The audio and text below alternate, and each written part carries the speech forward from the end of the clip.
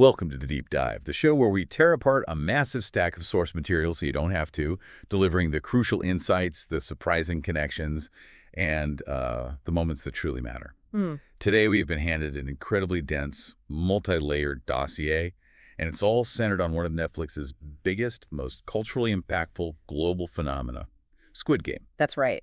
For you, the curious learner, our mission is to go far beyond just, surface level consumption. We are dissecting the entire Squid Game ecosystem. Yeah? And this journey, it doesn't just stop with the original critically acclaimed scripted series. It extends into its dramatic, often horrifying expansion in the scripted season 2. Okay. And crucially, its controversial high-stakes reality counterpart, Squid Game, The Challenge Season 2, which pitted 456 players against each other for an astonishing $4.56 million prize. Our sources are they're so rich. They provide intricate detail on everything from the allegorical philosophy that underpins the original series to the specific, tragic, and often financially ruinous backstories of the new fictional players. And on the other side of that, we also have a deep analysis of the hyper-calculated strategies employed in the real-life competition and the often uncomfortable controversies that trailed the reality show's production. Right. So we really have to establish the fundamental defining comparison here.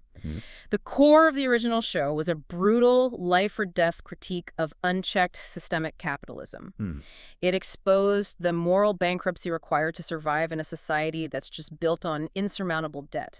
But when you translate that precise mechanism into the reality version, where the only consequence is elimination... Right, no one's actually dying. Exactly.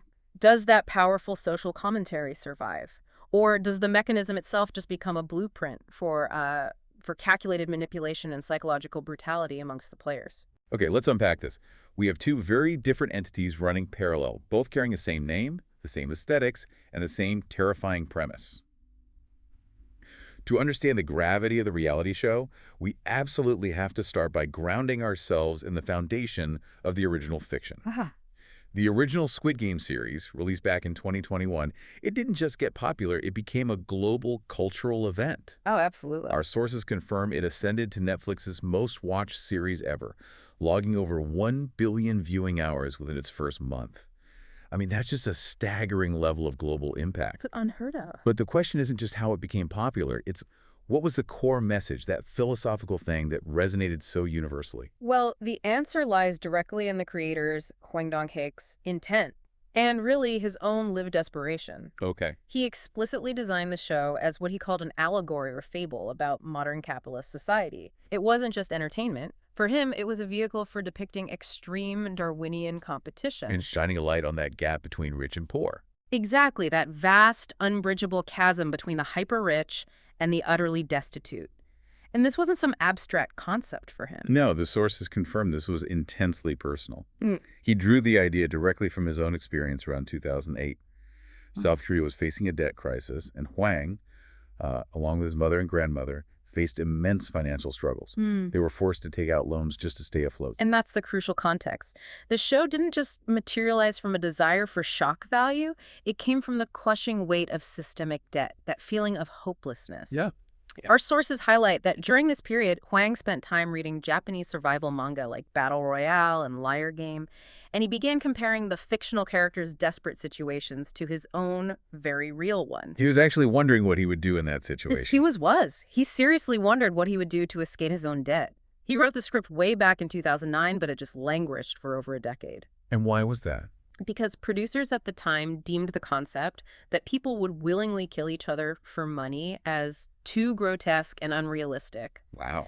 The fact that it resonated so powerfully in 2021, well, it suggests that the intervening years sort of normalized that level of desperation for a global audience. And the profound irony that defines the show, the thing that allowed it to cross cultural boundaries, is the deliberate use of childhood games. Indeed. Hwang intentionally selected simple, familiar Korean children's games, like the Sensual Ojinjeo or Squid Game, which was popular in his youth during the 70s and 80s, to maximize that sense of betrayal and irony. So clever. It is. Competition was playful and meaningless when they were children, but now the consequences are terminal. Right. This deliberate simplicity not only contrasts violently with the stakes, but it also simplified the rules for a massive global audience. It immediately made the show accessible in a way that other complex survival films often fail to achieve. And the specific choices for the games were highly calculated to reinforce that theme of systemic brutality. Hmm. Take the very first game, the one that defines the show, red light, green light. Yeah. Hwang specifically chose this game for its potential to make a lot of losers in one go. It's an efficient, rapid-fire elimination tool. He described the scene. With everyone moving and then stopping. Yeah, that scene filled with randomly moving and then suddenly decimated people. He called it a ridiculous but a sad group dance. It's designed to be instantly chaotic and devastating. And even the doll, the giant creepy doll, Young Hee. That was intentional too. Oh, completely. Young Hee was based on a character found in Korean textbooks from the 1970s and 80s. So it's this familiar figure from your school days. Exactly. This use of deep, nostalgic familiarity, a figure from the safety of childhood, juxtaposed immediately with terrifying instant execution. It was a psychological mechanism. It was designed to maximize unsettling fear for the players and for us, the audience. It's like nostalgia abuse. It is. And similarly, the Dalgona game, the honeycomb candy, that came from Hwang's own childhood memory of licking the candy to free the shape. A small, innocent trick that here meant the difference between life and death.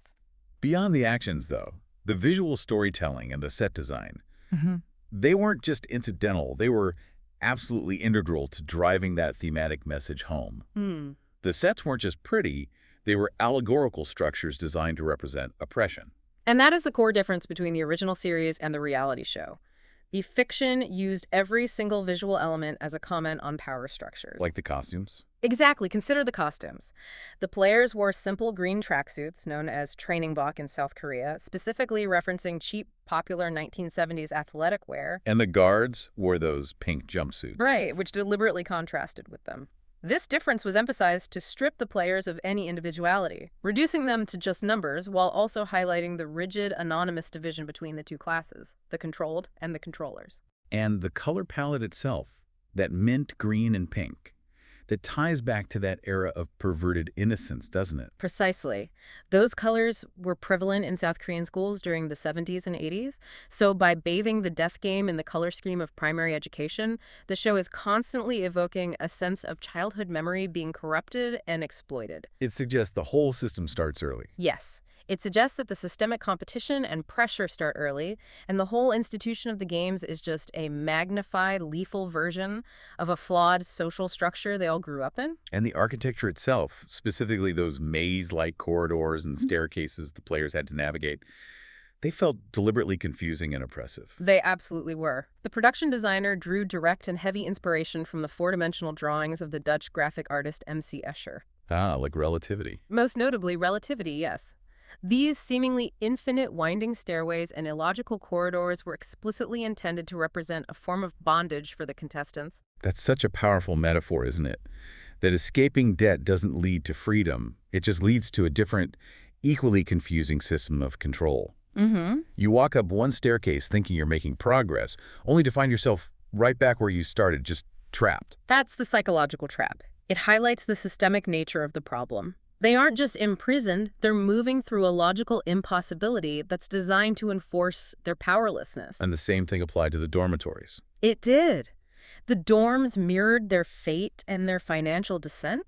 Explain how that visual shift occurred as the season went on. Well, the players' dormitory, which starts clean with white tiles and curved openings, it was designed to evoke the concept of people who are abandoned on the road sleeping rough. Okay. Initially, the beds and stairs are laid out in a exactly, forcing the remaining players to use the bare metal frameworks. Visually, the set then shifts to resemble broken ladders and stairs, heavily implying that the players were entirely trapped within a crumbling system with no discernible escape route. No way out. No upward mobility at all. This rich, allegorical, and visually layered context is why the series hits so hard. And it's why, as we transition into the reality show, the lack of that deep moral consequence in visual philosophy means the reality show inherently struggles to carry the same thematic weight. So that deep, complex layer of allegory gives us the foundation. Yeah. Now, moving from the internationally acclaimed first season, our sources outline the intricate details of the scripted second season. And this season dramatically shifts its focus from the initial goal of survival to one of revenge and actively dismantling the game organization itself. And this expansion is crucial for cementing the philosophical themes of the entire franchise. We left Season 1 with Gi-hun, player 456. The winner, yes. The divorced chauffeur and gambling addict, having won the immense 45.6 billion won prize, at the time nearly 40 million US dollars. But the profound trauma of survivor's guilt prevented him from touching the money for a whole year. So his decision to finally go after the organization, that sets the new moral imperative. It does. His return to the games in the 2024 iteration isn't about greed. It's about a desperate vow for revenge and justice. And the sources paint him as meticulous in his planning. Extremely. Gi-hun participates again, but his goal is to infiltrate and dismantle the organization once and for all.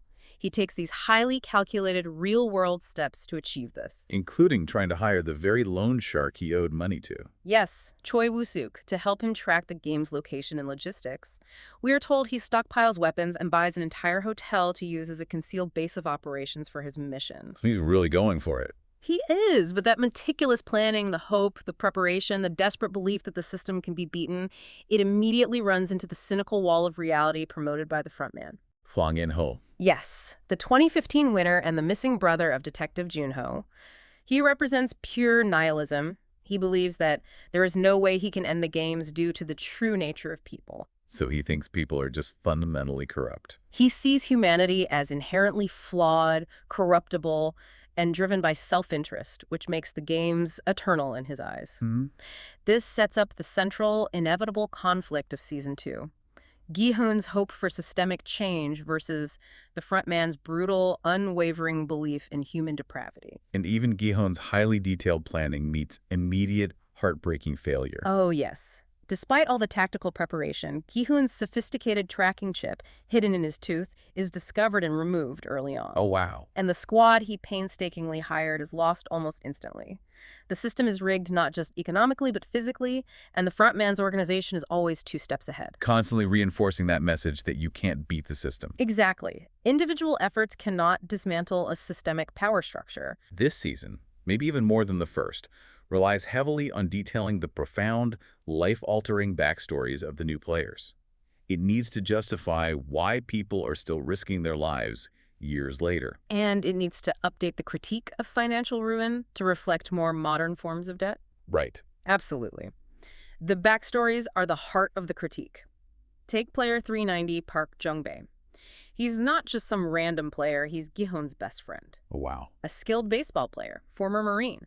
They worked together at Dragon Motors during a company strike years ago, and Jung-bae stayed behind out of pure loyalty to Gi-hun, having once overheard him crying in his sleep, desperate for food. So they have a real history. A deep one. By 2024, Jung-bae is crushed by creditor debt, compounding his personal trauma. His wife divorced him and gained full custody of their daughter. So his motivation is twofold. Financial desperation to get stable again, and a profound guilt over losing his family, which he thinks the money can fix. Precisely. His debt is not an abstract concept, it is the reason he lost his daughter.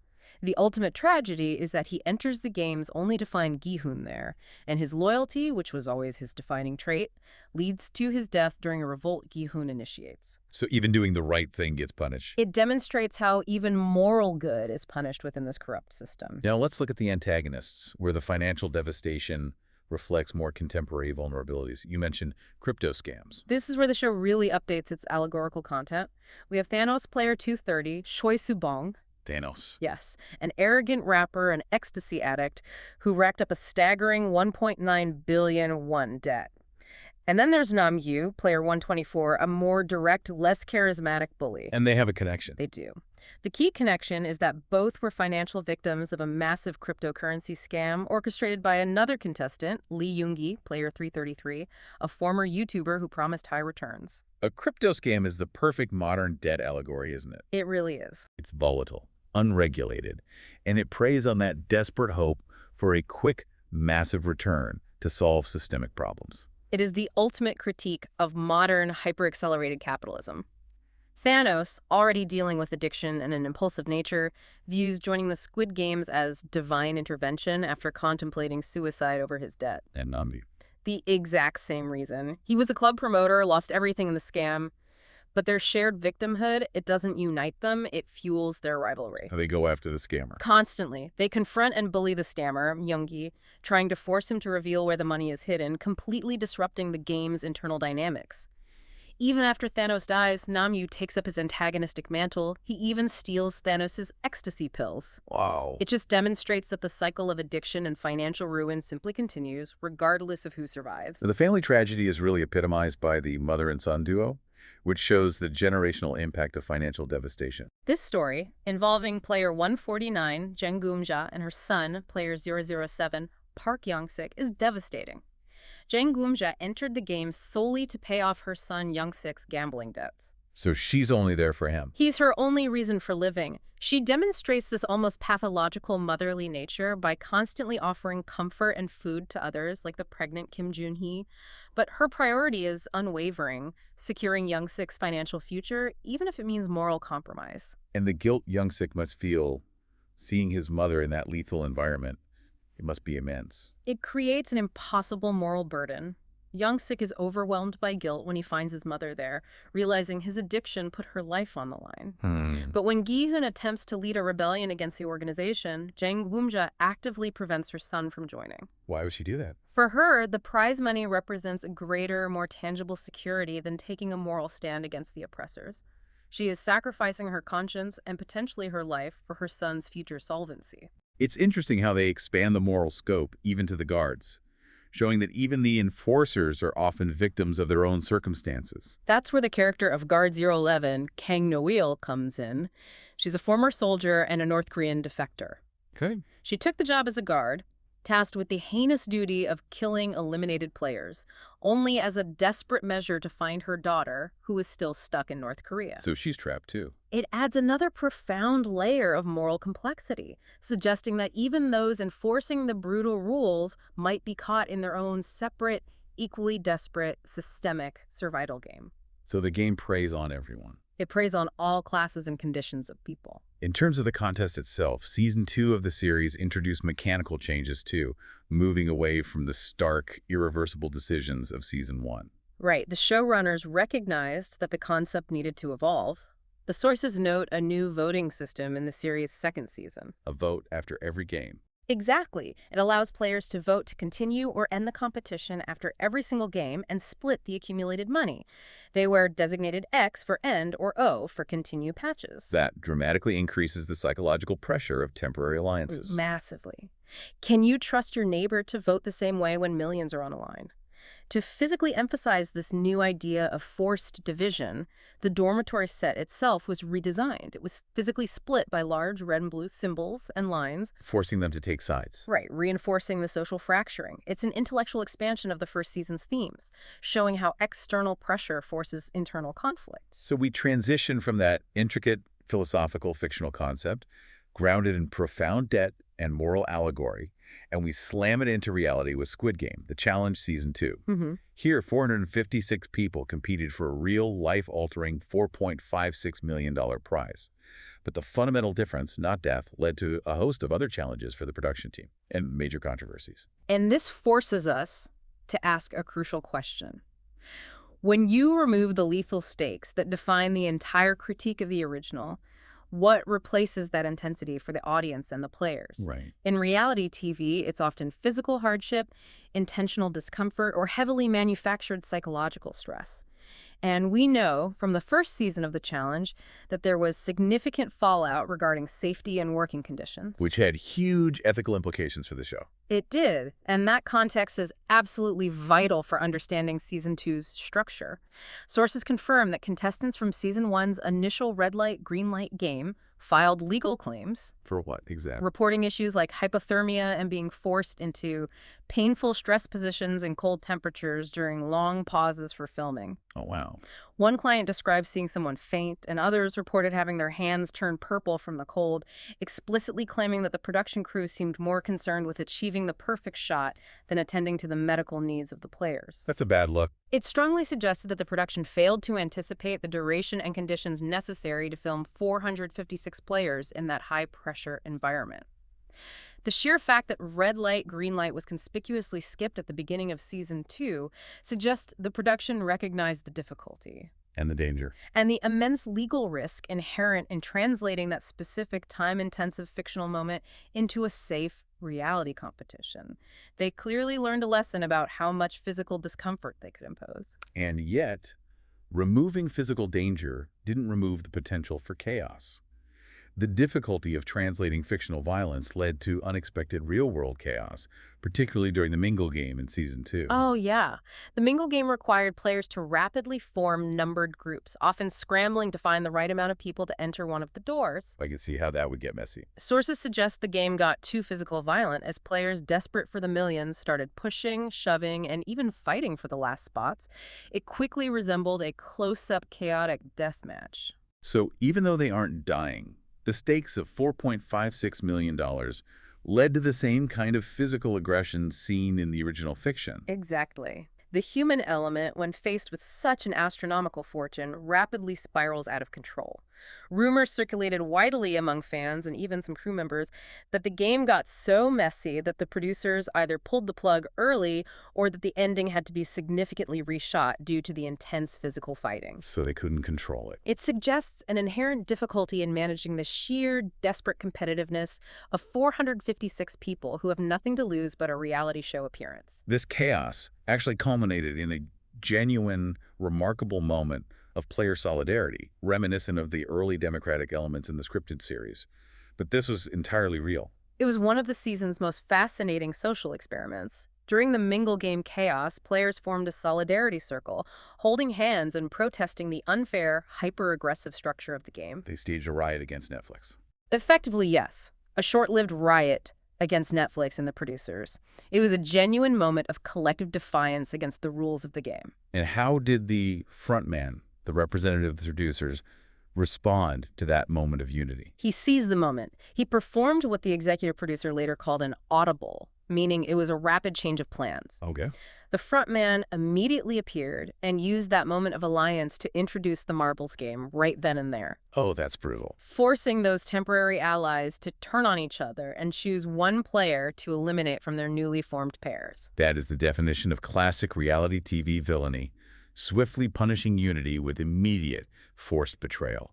Yeah. It perfectly mirrored the psychological games from the scripted series. It's the ultimate psychological weapon. You briefly tasted friendship and alliance, and now you must sacrifice that friend instantly for your own survival. However, The audience saw through it. well, even this dramatic twist was met with deep cynicism from the audience.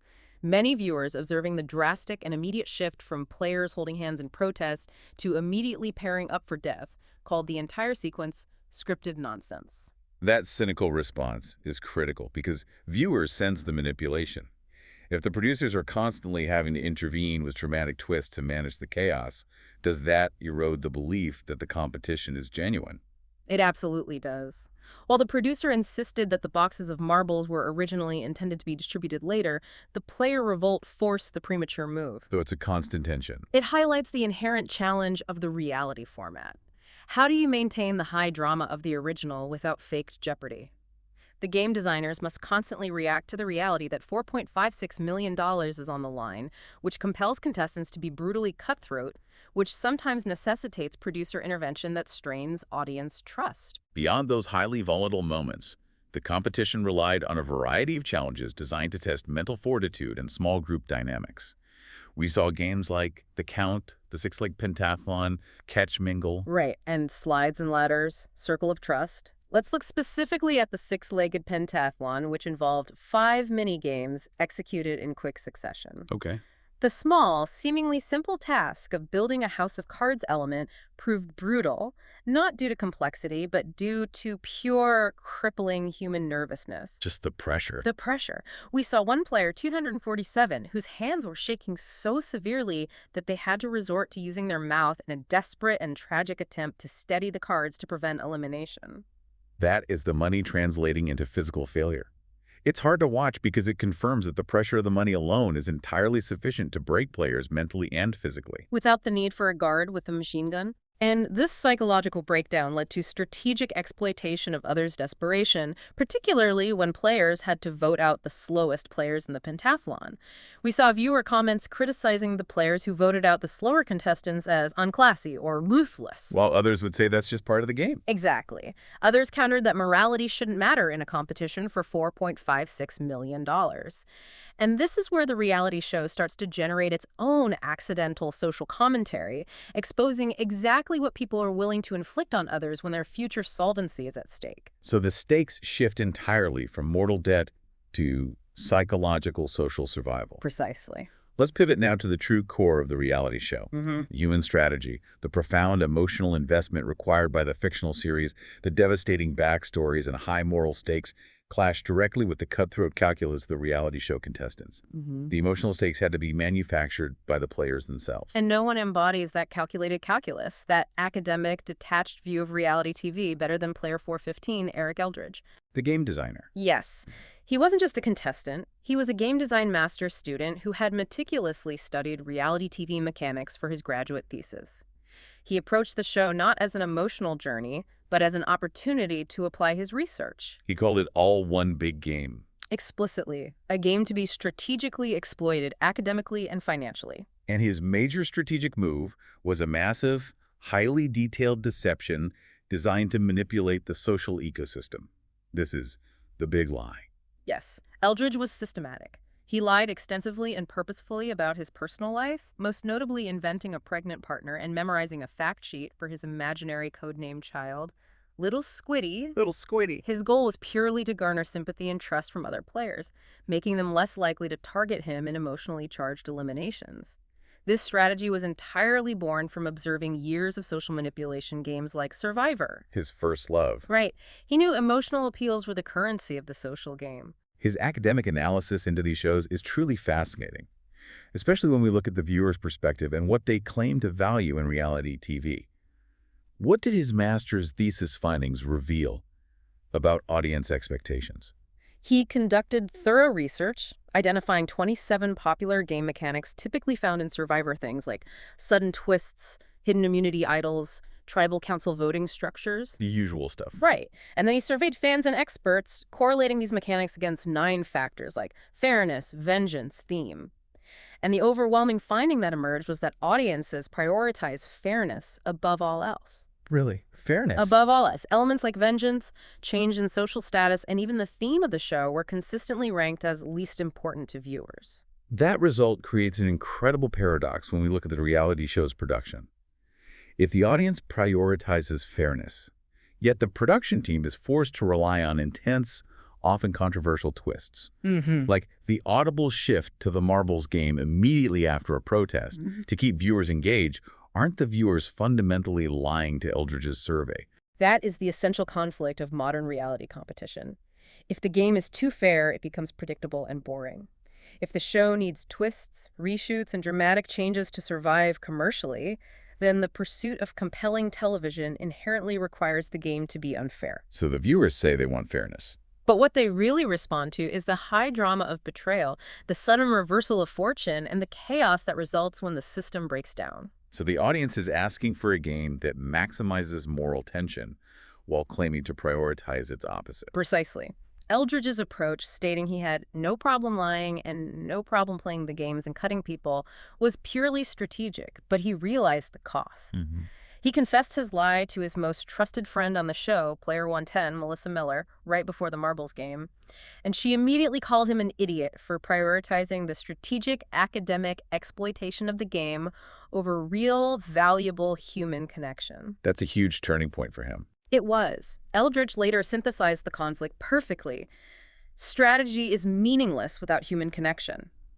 He realized that shows truly excel when their mechanics expose conflict and genuine relationships, layering strategic implications on top of human issues. He was so focused on the mechanism that he nearly forgot the messy human element. It was. Beyond the calculated gameplay, we saw the social punishment for simple kindness or perceived weakness, what some have termed the nice guy tax. This phenomenon highlights the pervasive paranoia inherent in the system. Player 100, Mark, who famously wanted to win the money for a Star Wars-themed wedding. I remember him. He was immediately targeted and insulted by other players because he was perceived as harmless, unthreatening, or slightly weird. Our sources noted the cruelty of others insulting him and hurting him psychologically, essentially punishing him for being too gentle or predictable. Just for being a nice guy. In an environment that rewards aggression. And the simple act of generosity became a liability, which demonstrates the cake paradox. Exactly. When another player, Isaiah, won a large cake and decided to share it generously with the entire group, player 75 immediately labeled the act as suspicious. Why? Her reasoning was that in a game for millions, no move is truly altruistic. It must be a play for alliance, trust, or future protection. So you can't win. You can't. Whether you hoard resources, which is selfish, or you share them, which is suspicious, every single move is filtered through the lens of cutthroat elimination strategy. The game forces paranoia and rewards cynicism. This pervasive cynicism resulted in many viewers finding the Season 2 cast unlikable or complaining that they were using fake-as-hell strategies. Well, the environment itself seemed to select for extroverted, performative, and ruthless players. The production style implicitly encourages this. How so? Sources suggested that producers tend to seek out players who provide loud, immediate, and extreme reactions for better viewership. The quiet, calculated player often gets overlooked until it's too late. The show, by design, selects for maximal drama and minimal internal stability. The ultimate test of strategy and emotional stakes came in the final stages. Let's introduce the final five. Vanessa Clements, Perla Figueroa, Stephen Jones, Dodger Graham, and Trinity Perriman. Right, and these five faced a dinner and a final elimination round before the last game, where one was set to be cut, leaving 4 for the ultimate finale. And Stephen Jones, player 183, was the strategist of the group. The poker guy. He was the standout strategist, yeah. He was identified by fans as the only finalist who played a truly active game based on calculated moves, blind sides, and alliances, rather than sheer luck. And Perla. Meanwhile, player 72, Perla Figueroa, a 25-year-old model, was a complex contender. She faced frustration from some fans who found her frequent sob stories and emotional reactions during games like Slides and Ladders to be overly dramatic or manipulative. But the defining, highly controversial moment of the final five was Trinity's voluntary sacrifice, a moment that mirrors the high moral stakes of the original series, but in a totally non-lethal context. Player 398, Trinity Perriman, made an astonishing move in that final elimination challenge, a game of chance where one player had to be eliminated. And he just gave up his spot. He voluntarily gave up his own guaranteed spot in the finale for a friend. This action generated an explosion of online debate. The reaction was extremely polarized, wasn't it? Massively so. Some viewers immediately called him honorable but dumb and a fool, arguing that he threw away the 1 in 5 chance at $4.56 million.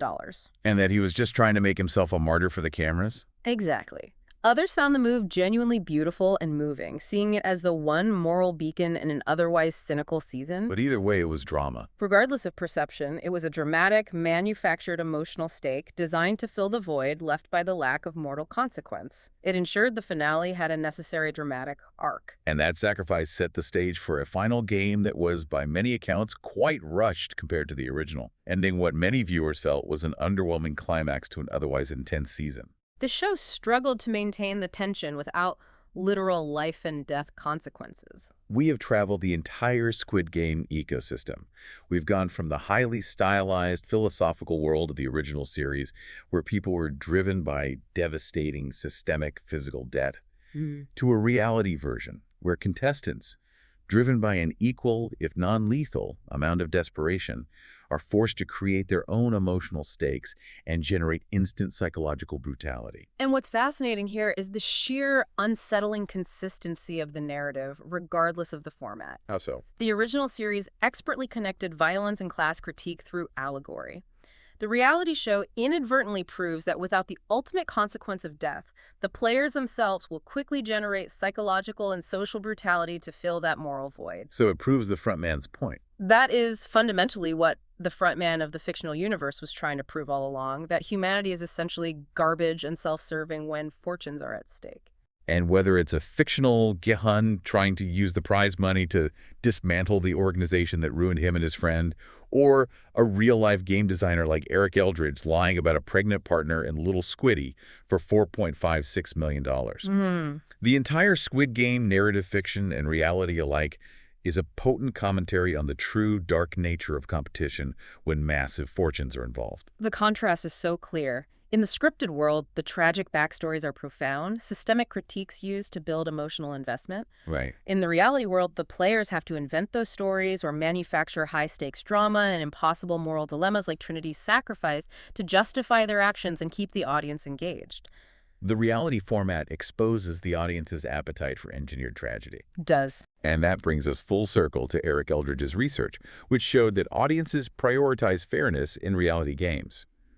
But if producers have to constantly resort to extreme tactics editing, reshoots, abrupt game changes, or shocking twists like Trinity's voluntary sacrifice, just to generate maximum drama and ratings, does the pursuit of compelling television inherently require the game to be unfair? And more importantly, when $4.56 million is on the line, does the audience truly want fairness, or do they just want to tune in to watch the beautiful, tragic chaos and the inevitable televised moral failure? It's something profound to consider the next time you tune in to watch someone fight for a life they desperately need.